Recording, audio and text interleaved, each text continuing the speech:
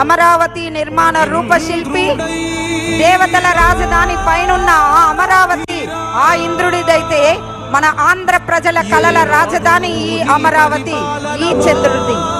భూములు అమ్మితేనే నిధులు వేగంగా విడుదలవుతాయని ప్రపంచ బ్యాంకు చెప్పడంతో ప్రభుత్వం తొందరపడుతుంది. గతంలో సమీకరించిన భూముల్లో 4,000 ఎకరాలు అమ్ముదామంటే కొనేవారే కనిపించడం లేదు. రాజధాని కోసం మరో 44,000 ఎకరాలు సమీకరించాలి అని చూస్తుంది. అమరావతిలో ఏం జరుగుతుంది? Watch the story.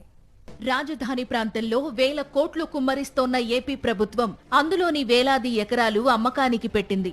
అప్పులు విపరీతంగా పెరిగిపోయాయని, అప్పులు ఇచ్చేవారే కనిపించడం లేదంటూ చెబుతున్న సీఎం చంద్రబాబు మరోవైపు అమరావతి పేరుతో 1,00,000 కోట్లు తక్షణమే ఖర్చు చేయాలని నిర్ణయించింది.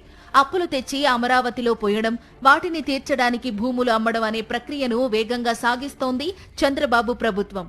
అయితే చంద్రబాబు రెడ్ బుక్ పాలనలో రియల్ ఎస్టేట్ పడకేయడంతో అమరావతిలో భూములు కొనేవారే కనిపించడం లేదు. అమరావతిలో జరుగుతున్న పనుల పరిశీలన కోసం ప్రపంచ బ్యాంక్, ఏడీబీ ప్రతినిధుల బృందం కొద్ది రోజుల కిందట రాష్ట్రానికి వచ్చింది. భూముల అమ్మకం ఎంతవరకు వచ్చిందని అధికారులను ఆరా తీసింది. రాజధాని ప్రాంతంలో పనులను సమీక్షించిన ప్రపంచ బ్యాంకు ప్రతినిధులు భూముల అమ్మకం ఇంకా ప్రారంభం కాకపోతే ఎప్పటి నుంచి ప్రారంభిస్తారని ప్రశ్నించింది. ప్రస్తుతం సిఆర్డీఏ పరిధిలో 43,000 కోట్ల పనులకు టెండర్లు పిలిచారు. వీటిల్లో ఐకానిక్, జీఏడీ టవర్ల నిర్మాణాలు ఉన్నాయి. మరో 11,000 కోట్ల పనులకు కూడా టెండర్ల ప్రక్రియ చివరి దశకు వచ్చింది. ఈ పనులను ప్రపంచ బ్యాంకు ఇచ్చే అప్పుతోనే చేపట్టాలని నిర్ణయించారు. ప్రపంచ బ్యాంకును అడిగిన నిధుల కోసం పెట్టిన షరతు ప్రకారం భూముల అమ్మకం ఎప్పుడు చేపడతారని బ్యాంక్ అధికారులు ప్రభుత్వాన్ని అడిగారు.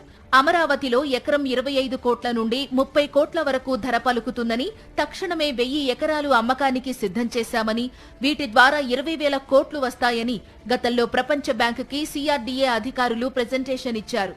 భూములు అమ్మి అప్పులు తీరుస్తామని చెప్పే అమరావతి కోసం ఇప్పటికే ఇబ్బడి ముబ్బడిగా అప్పులు చేస్తోంది ప్రభుత్వం.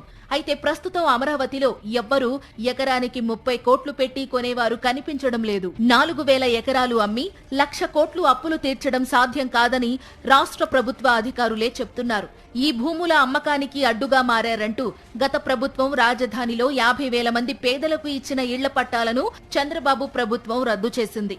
వేరే ఎక్కడా వారికి ఇళ్ల స్థలాలు, ఇళ్లు ఇవ్వకుండా ఇక్కడ పట్టాలను రద్దు చేసింది.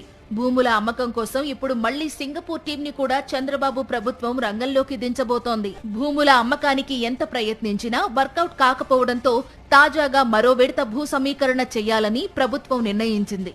తొలి దశలో 32,000 ఎకరాలు, రెండో దశలో అచ్చంగా విమానాశ్రయం కోసం 10,000 నుండి 12,000 ఎకరాలు, మొత్తంగా 44,000 ఎకరాల